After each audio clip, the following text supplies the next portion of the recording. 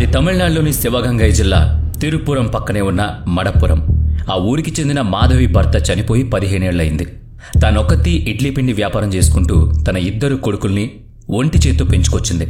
పెద్దవాడు అజిత్ కుమార్, రెండోవాడు నవీన్ కుమార్. 10వ తరగతి వరకు చదివిన అజిత్ కుమార్ ఆర్థికంగా భారమైనందువల్ల ఇక ఆపై చదవలేక విరమించుకున్నాడు. ఏవో చిన్న చిన్న పనులు చేస్తూ చివరకు ఒక ప్రైవేట్ కంపెనీలో సెక్యూరిటీ బాయ్గా చేరాడు. నవీన్ మాత్రం ఐటీఐ వరకు చదివాడు. ఉన్నంతలో ముగ్గురు సంతోషంగా ఉంటున్నారు.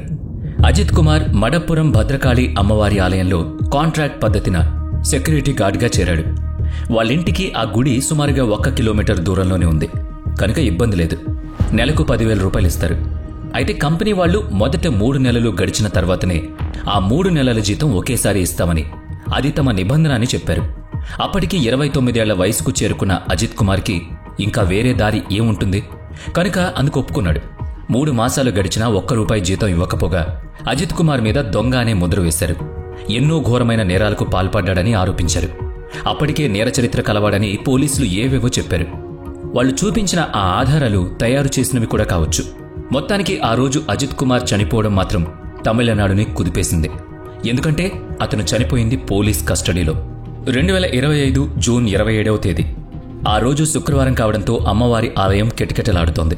కాకపోతే భక్తుల వరసలు ఇబ్బంది లేకుండా ముందుకు కదులుతున్నాయి. అంతలో మదురై తిరుమంగళం ప్రాంతానికి చెందిన నిఖిత తన 76 ఏళ్ల తల్లి శివగామితో కారులో గుడికి వచ్చింది. శివగామి పెద్దవిడి కావడంతో నడిచేందుకు ఇబ్బంది పడుతోంది. అక్కడే విధి నిర్వహణలో ఉన్న సెక్యూరిటీ అజిత్ కుమార్ని చక్రాల కుర్చీ ఇమ్మని అడగ్గా అతను ఏర్పాటు చేశాడు. ఆమె తన కారు తాళం అతనికిచ్చి దాన్ని పార్కింగ్ స్థలంలో పెట్టమని చెప్పింది. అయితే అతను తనకు డ్రైవింగ్ రాదని సున్నితంగా చెప్పుంటే ఎలా ఉండును మరి. పోన్లే సాయం చేద్దామని ఆ తాళం తీసుకున్న అజిత్ కుమార్ అక్కడే ఉన్న తనకు తెలిసిన ఆటో డ్రైవర్ చేతికి కారు పార్క్ చేయమని అప్పగించాడు. అమ్మవారి దర్శనం చేసుకుని వెనక్కి వచ్చిన నిఖితకు కారు తాళం తిరిగిస్తూ అజిత్ కుమార్ ఎంతో మొహమాటంగా తనకు కారు పార్క్ చేయడం రాదని, స్నేహితుడైన వేరే ఆటో డ్రైవర్ చేతికి చేయించానని, అతనికి మాత్రం ఒక ₹100 ఇస్తే బావుంటుందని అడిగాడు. అతనికేమీ వద్దని కూడా చెప్పాడు. తర్వాత ఏం జరిగిందో మనం నేరుగా చూడకపోయినా శివసుబ్రహ్మణ్యం అనే జర్నలిస్ట్ తన యూట్యూబ్ ఛానల్లో చెప్పిన దాని ప్రకారం వారిద్దరి మధ్య వాదులాట జరిగింది. డబ్బులు అడిగినందుకు కోపగించుకోవడం అయింది. కారు తీసుకుని వెళ్లిన నిఖిత వెంటనే వెనక్కి తిరిగొచ్చి తమ కారులో ఉన్న 9.5 సవర్ల బంగారు నగలు మాయమయ్యాయని, తన పర్సులో ఉండాల్సిన ₹5,000 ₹2,500 లేవని చెప్తూ ఆలయం అధికారికి ఫిర్యాదిచ్చింది. అన్ని కార్లోనే ఉంచి తాము ఆలయ దర్శనం చేసుకుని వచ్చేలోగా వాళ్లు కారు తాళం ఇచ్చిన అజిత్ కుమార్ వాటిని కాజేశాడని నిఖిత ఆరోపించింది. ఆలయ అధికారులు అడిగిన దానికి అజిత్ కుమార్కి దిమ్మ తిరిగిపోయింది. తాను నిరపరాధినని, తానసలు కారులోకి ఎక్కలేదని, తన స్నేహితుడి చేత కారు పార్క్ చేయించానని వాపోయాడు. ఎవ్వరూ అతని మాటని పట్టించుకోలేదు. తిరుపువనం పోలీస్ స్టేషన్లో ఫిర్యాదు నమోదైంది. అజిత్ను తీసుకువెళ్లి పోలీస్ స్టేషన్లో అప్పగించిన తర్వాత అక్కడ జరిగిన దాన్ని ఉన్నదున్నట్టుగా మళ్లీ చెప్పాడు.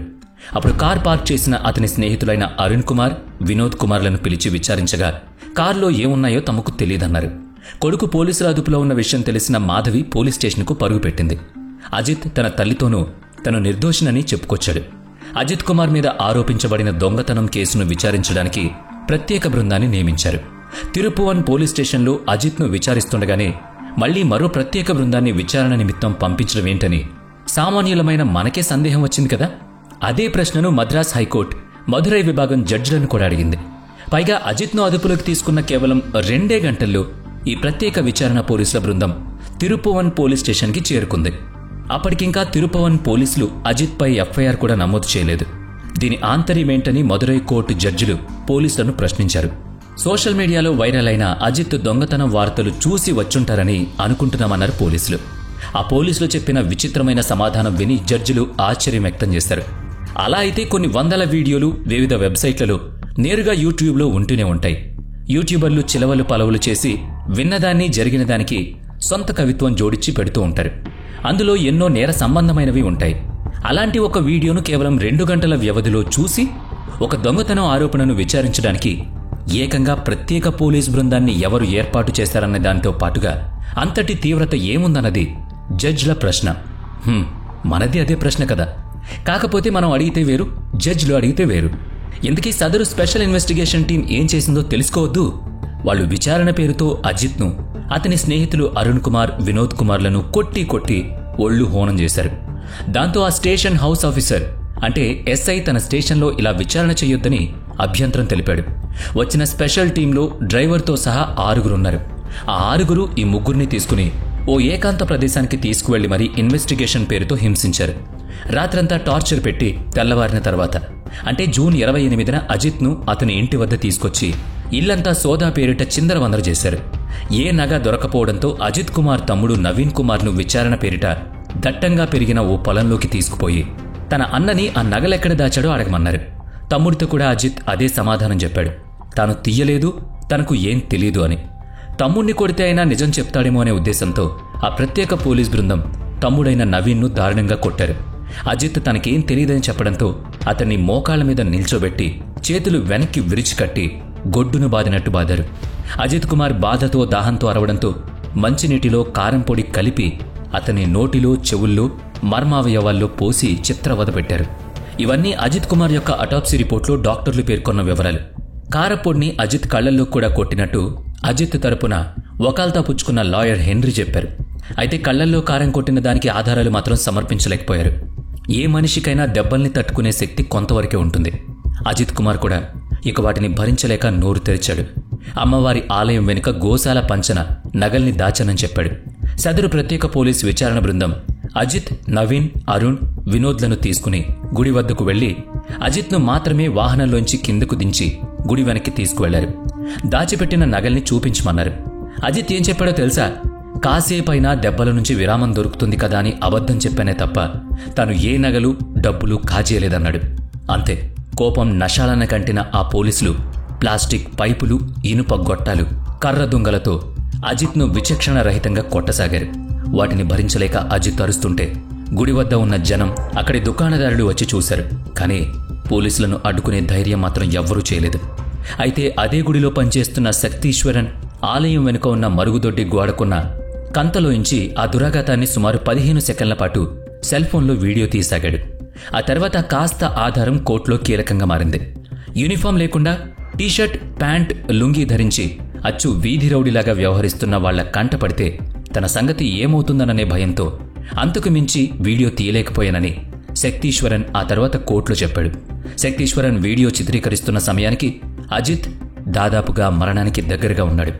గోశాలలో అజిత్ను రాక్షసంగా కొడుతున్న సమయంలో ఆ పోలీసుల్లో ఒకరిద్దరు ఆలయం ముందు వాహనంలో ఉన్న అజిత్ తమ్ముణ్ణి, స్నేహితుల్ని ఇళ్లకు వెళ్ళిపోమని చెప్పారు. అక్కడే ఉన్న ప్రవీణ్ కుమార్ అనే సెక్యూరిటీని కూడా వెళ్ళిపోమని చెప్పారు. పోలీసుల దెబ్బలు తాళలేక అజిత్కి బట్టల్లోనే విరోచనాలయ్యాయి. మూత్రం రక్తంలాగా ఎర్రగా కారిందని అతని స్నేహితుల్లో ఒకరు కోర్టులో చెప్పారు. అంటే ఆ దెబ్బల తీవ్రత ఎంత భయంకరంగా ఉందో మీరే ఊహించుకోండి. పోలీసులు తమను వెళ్ళిపోమని చెప్పిన సమయానికి వాళ్లు అజిత్ని చూడలేదు. అతనికి ఏమైందో వాళ్ళకి తెలీదు. వెళ్ళిపోమన్నారు కనుక భయంతో ఇళ్లకు పరుగు పెట్టారు. అదే సమయానికి గుడి వెనక నుంచి అజిత్ను నడిపించుకుంటూ కొందరు పోలీసులు వాహనంలోకి ఎక్కడాన్ని మాత్రం తాము దూరం నుంచి చూశామన్నారు. ఇంటికి వెళ్లిన అజిత్ తమ్ముడు నవీన్ పోలీసులు తమ ఇంటికి వచ్చింది మొదలు అప్పటిదాకా జరిగిందంతా తల్లికి చెప్పాడు. ఆపై ఇద్దరూ కలిసి పోలీస్ స్టేషన్కు వెళ్లారు. వీళ్ళిద్దరూ వెళ్లేసరికి అజిత్ చనిపోయాడని స్టేషన్లో పోలీసులు చెప్పారు. 2 రోజుల్లో చిత్రవదలు అనుభవించిన అజిత్ కుమార్ ఇక తన వల్ల కాదనుకున్నాడు. ప్రాణాలు వదిలేశాడు. అజిత్ మరణ వార్త విన్న వెంటనే ఊరంతా ఏకమైంది. అందుకు కారకులైన పోలీసుల్ని పట్టి శిక్షించాలని గట్టిగా కోరింది. ఆ సమయానికి పోలీసులు అజిత్ను ఒక ప్రైవేట్ హాస్పిటల్కు తీసుకువెళ్లారు. అక్కడ డాక్టర్లు అతను చనిపోయాడని నిర్ధారించారు. దగ్గరలోనే శివగంగై ప్రభుత్వ ఆసుపత్రి ఉంది. అజిత్ మృతదేహాన్ని అక్కడికి తీసుకుపోకుండా దూరంగా ఉన్న మదురై ప్రభుత్వ ఆసుపత్రికి తీసుకువెళ్లారు. ప్రజలు గొడవ చేస్తారనే తాము అలా తీసుకువెళ్లామని వాడు చెప్పుకొచ్చారు. సరే, తీసుకువెళ్లారు. కానీ అజిత్ ఇప్పుడు బ్రతికి లేడు కదా. దానికేం చెప్పారంటే నగల దొంగతనం మీద విచారణ కోసం తీసుకువెళ్తున్నప్పుడు అజిత్ తప్పించుకుని పారిపోతూ క్రింద పడ్డాడని, గాయపడ్డ అతన్ని హాస్పిటల్కు తీసుకొచ్చేసరికి అతను చనిపోయినట్టు డాక్టర్లు చెప్పారన్నారు. అదే విషయం నమోదు చేస్తూ ఎఫ్ఐఆర్ తయారు చేశారు. జూన్ 27న నగలు మాయమైన ఫిర్యాదు అందిన తర్వాత జూన్ 28 సాయంకాలానికి ఎఫ్ఐఆర్ రాశారు. జూన్ 29న అనుమానితుడు మరణించినట్టు చెప్పారు. సదరు స్పెషల్ టీంకు నేతృత్వం వహించిన హెడ్ కానిస్టేబుల్ కన్నన్ తిరుపవనం పోలీస్ స్టేషన్లో కేసును నమోదు చేశాడు. అజిత్ కుమార్ మరణ వార్త, అందుకు కారణాలు పత్రికల్లో, సామాజిక మాధ్యమాల్లో విస్తృతంగా ప్రచారమయ్యాయి. ప్రజలు గట్టిగానే స్పందించసాగారు. ప్రజల్ని శాంతింపజేయడం కోసం ఆ 6 స్పెషల్ పోలీసుల్ని విధుల్లోంచి తొలగించారు. మద్రాస్ హైకోర్టు మదురై విభాగం ఈ కేసులో తీవ్రంగా స్పందించింది. ఎఫ్ఐఆర్ కూడా నమోదు చేయకుండానే విచారణ ఎందుకు మొదలుపెట్టారు? అసలు ఈ దొంగతనం కేసులో ప్రత్యేక పోలీసుల బృందాన్ని ఏర్పాటు చేయాల్సిన అవసరం ఏముంది? ఫిర్యాదు అందిన కేవలం 2 గంటల్లో ప్రత్యేక పోలీసు బృందాన్ని పంపించాల్సిన తొందర ఏమొచ్చింది? ఈ 6 బృందాన్ని ఎవరు ఏర్పాటు చేశారు? అజిత్ను, మిగతా వాళ్ళని విచారణ పేరిట చచ్చేలా కొట్టడం, ఆపై అజిత్ చనిపోవడం, ఆ తర్వాతనే ఎఫ్ఐఆర్ నమోదు చేయడం వెనుక ఆంతర్యం ఏమిటి? అసలు ఇంతటి అత్యుత్సాహం ఏంటని మదురై కోర్టు బెంచ్ పోలీసుల్ని సూటిగానే ప్రశ్నించింది. పోలీస్ స్టేషన్ ఉండగా ఆరు బయట నిర్జన ప్రదేశాలకు తీసుకుపోయి విచారణ చేయడం వెనుక ఉన్న ప్రత్యేక కారణాలేంటో చెప్పమంది.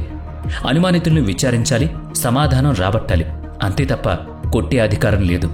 అయినా సరే అందుకు విరుద్ధంగా ఎందుకు ప్రవర్తించారో సమాధానం చెప్పాలంది.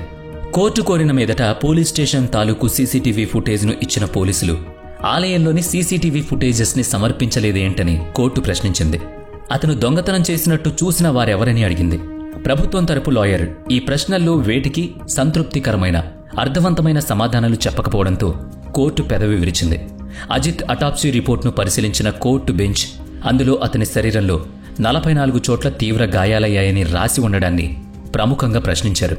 చెవుల్లోంచి రక్తం కారింది. తల నుంచి పాదాల వరకు ఒళ్లంతా గాయాలే. మర్మావయవాల్లో తీవ్రమైన గాయాలున్నాయి. మొత్తం 18 ప్రదేశాల్లో తీవ్రమైన గాయాలు. అంతర్గత అవయవాలు చితికిపోవడం, వాటి నుంచి శరీరం లోపలే రక్తస్రావం, మెడ మీద చాలా బలంగా కొట్టినట్టు అక్కడక్కడ ఎముకలు నరాలు చిట్లిపోవడం వంటి వాటిని కోర్టు బెంచ్ ప్రస్తావించింది.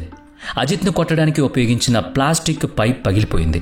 దాని కోర్టుకు సమర్పించడంతో అతన్ని ఎంత దారుణంగా కొట్టి ఉంటారో ఊహించగలమని కోర్టు పేర్కొంది.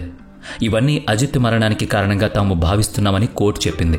ప్రస్తుతం తమ వద్ద అజిత్పై ఆరోపణలు, అతని మరణానికి దారితీసిన హింసకు సంబంధించిన ప్రాథమిక సమాచారమే ఉందని, పూర్తిస్థాయి నివేదిక రావడానికి 1-2 నెలల సమయం పట్టొచ్చని, అప్పుడు మరిన్ని దారుణాలు బయటపడొచ్చని కోర్టే పేర్కొందంటే అజిత్ ఎంతటి నరకాన్ని అనుభవించి ఉంటాడో కదా. ఒక్క క్షణం ఆలోచించండి. ఒళ్ళు జలధరిస్తోంది. లేదు, అతను పారిపోతుంటే కింద పడి ఒళ్లంతా డోక్కుపోయి గాయాల పాలై సున్నితమైన ప్రదేశాల్లో దెబ్బలు తగలడంతో చనిపోయాడే తప్ప కోర్టు ఊహించినట్టు జరగలేదు.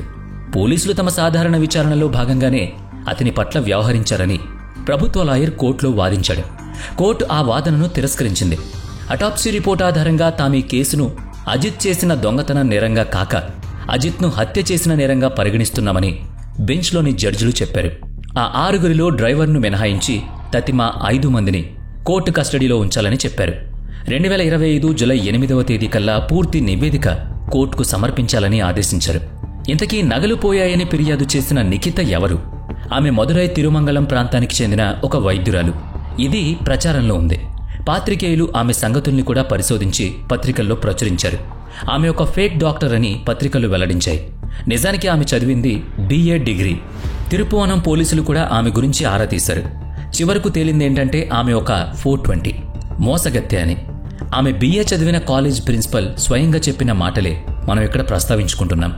ఆమె తనకు ప్రభుత్వ ఉద్యోగం ఇప్పిస్తానని చెప్పి తన నుంచి సుమారుగా 9 లక్షలు దండుకుందని, తన డబ్బులు తిరిగి ఇచ్చేయమని అడిగినందుకు గాను తనను బెదిరించిందని, అసలు తనతో 9 లక్షల బేరం కుదుర్చుకోవడానికి ఫోన్లో మాట్లాడింది కూడా ఆమె తల్లి అయిన శివగామి అని అతను ఒక ఇంటర్వ్యూలో వాపోయాడు. నడవలేనని వీల్చైర్ తెమ్మని అన్నప్పుడు అజిత్ అందుకు ఏర్పాటు చేశాడు కదా, ఆవిడే ఈవిడ.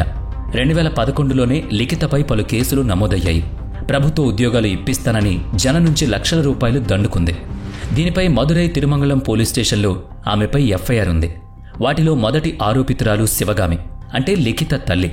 అంటే ఆమె నేరాన్ని సరిగ్గా విచారణ చేసి శిక్ష విధించి ఉంటే గనుక ఈనాడు అజిత్ కుమార్ అనే అభాగ్యుడు ప్రాణాలతో ఉండేవాడని మీడియా వ్యాఖ్యానించింది. ఇంతకీ ఆమెను డాక్టర్ అని ప్రచారం చేసింది కూడా మీడియాయేనా, లేక ఆమె తనను తాను డాక్టర్ అని చెప్పుకుందా అన్నది స్పష్టంగా తెలియాలి. 2011 నాటి ఆరోపణల సమయంలోనే ఆమె తనకు రాష్ట్ర ఉప ముఖ్యమంత్రి వ్యక్తిగత సహచరుడితో నేరుగా గట్టి పరిచయమే ఉందని, కాబట్టి టీచర్, నర్స్ వంటి ఉద్యోగాలు ఇప్పించగలనని చెప్పి జనాన్ని మోసగించింది. ఉద్యోగం మాట అటుంచితే దండుకున్న వారికి డబ్బులు తిరిగివ్వలేదు. తమిళనాడులోని పుదియ తలమురై అనే వార్తా సంస్థ సదరు ఎఫ్ఐఆర్ కాపీని సంపాదించి ప్రజల ముందుకు తీసుకొచ్చింది. గతంలో కూడా 2-3 సార్లు నగలు పోయాయంటూ లిఖిత ఇచ్చిన పోలీస్ కంప్లైంట్స్ ఇప్పుడు బయటపడ్డాయి. అప్పుడు కూడా తన అసలు నగలు బదులు పోలీసులు రికవరీ చేసిన వేరే నగలు తీసుకువెళ్లిందని తెలుస్తోంది. ఇప్పుడు ఈ అజిత్ కుమార్ విషయంలో తక్షణం స్పందించాల్సిందిగా ఒక చీఫ్ సెక్రటరీ స్థాయి వ్యక్తిని ఆమె ప్రభావితం చేసినట్లు అతనే శివగంగై ఎస్పీని ఒత్తిడి చేసి ప్రత్యేక దర్యాప్తు బృందాన్ని ఏర్పాటు చేసినట్లు సదరు ఎస్పీ మదురై డీఎస్పీపై ఒత్తిడి తీసుకొచ్చి ఎఫ్ఐఆర్ నమోదు కాకముందే ప్రత్యేక దర్యాప్తు బృందాన్ని ఏర్పాటు చేసినట్టు తెలిసింది. ఈ వివరాలు ఆ స్టేషన్ నుంచే సేకరించినట్లు వికటన్ పత్రిక వెల్లడించింది. విషయ తీవ్రత ఎక్కువ కావడంతో ఫిర్యాదుదారులైన లిఖిత కనిపించకుండా పరారైంది. Madurai crime branch special police బృందం రఘు, కണ്ണన్, శంకర్ మణికంఠన్, రాజా, ఆనందన్, మణికంఠన్లపై సస్పెన్షన్ వేటు వేశారు. డ్రైవర్ను మినహా తతిమ్మ వారిని అదుపులోకి తీసుకున్నారు. వాళ్లంతా ప్రస్తుతం జైల్లో ఉండగా శివగంగై ఎస్పీ ఆశీష్ రావత్ను బదిలీ చేసి ఏ బాధ్యత అప్పగించకుండా ఉంచారు. అటువంటి స్పెషల్ టీంను తయారు చేసి పంపించిన మదురై డీఎస్పీ షణ్ముఖన్ సుందరంను సస్పెండ్ చేశారు. ముందు సిబిసిఐడికి అప్పగించినా కూడా ఆ తర్వాత ఈ కేసు సిబిఐకి బదిలీ చేశారు. ఈ కేసు విషయంలో ఎవరి ఒత్తిడున్నా, ఎవరి అనవసర జోక్యమున్నా వాళ్లపై కఠిన చర్యలు తీసుకోబడతాయని కోర్టు హెచ్చరించింది. ప్రభుత్వం కూడా నిందితులైన వారిపై తగిన చర్యలు తీసుకోబోతామని ఓ ప్రకటన చేసింది. స్వయంగా రాష్ట్ర ముఖ్యమంత్రి అజిత్ కుమార్ తల్లి, తమ్ముళ్లతో ఫోన్తో మాట్లాడి ప్రభుత్వం తరపున క్షమాపణలు కోరారు. ముఖ్యమంత్రి భరోసా ఇచ్చినట్టుగా అజిత్ కుమార్ తమ్ముడు నవీన్ కుమార్కి ఉద్యోగం, కుటుంబానికి ఉచితంగా ఒక నివాస స్థలం ఇచ్చారని విశ్వసనీయంగా తెలిసింది. తాజాగా ఓ రాజకీయ పార్టీ స్థాపించి క్రియాశీలక రాజకీయాల్లో ప్రవేశించిన తమిళ సినీ హీరో విజయ్ అజిత్ ఇంటికి వెళ్లి తన తల్లి, తమ్ముళ్లను ఓదార్చి 2 లక్షల రూపాయల సహాయం కూడా ఇచ్చారు. చిత్రమైన సంగతి ఏంటంటే పోలీస్ కస్టడీ మరణాలు గత ప్రభుత్వంలో కంటే ప్రస్తుత ప్రభుత్వంలో చాలా తక్కువ సంఖ్యలోనే నమోదయ్యాయని ప్రభుత్వ లాయర్ చెప్పడం నవ్వాలా ఏడవాలా అన్నట్టుందని పత్రికలు వ్యాఖ్యానించాయి. వివరాల్లోకి వెళితే ఒక్క తమిళనాడులోనే 2025కు ముందుటి 4 ఏళ్లలో 24 పోలీస్ కస్టడీ మరణాలు సంభవించినట్టు తెలుస్తోంది. కాకపోతే ఇవన్నీ కూడా బహిర్గతం కాలేదు. ఇదే పోలీసులు ఏ తీవ్రవాదినో, నరహంతకుణ్ణో, ఆడపిల్లల్ని అత్యాచారం చేసి హింసించిన వాడినో ఎన్కౌంటర్ చేసి కాల్చేస్తే ఈ ప్రజలే వాళ్ళకి బ్రహ్మరథం పడతారు. కానీ ఒళ్ళు కొవ్వెక్కి పలుకుబళ్లు ఉపయోగించి ఇలా అమాయకుల్ని లాకప్లో పెట్టి కొట్టడం, హింసించడం, చంపడం చేస్తే ప్రజలే మేకై గుచ్చుకుంటారు. ఆ కేసుకి ఇదే ఉదాహరణ. మరి దీనిపై మీ కామెంట్ ఏంటి? వీడియో నచ్చితే లైక్ చేయండి, షేర్ చేయండి. ఇప్పటి వరకు మన ఛానల్ని సబ్స్క్రైబ్ చేయనట్లయితే ఇప్పుడే సబ్స్క్రైబ్ చేసుకుని పక్కనే ఉన్న బెల్ ఐకాన్పై క్లిక్ చేయండి. నెక్స్ట్ వీడియోలో మళ్ళీ కలుద్దాం. Thanks for watching.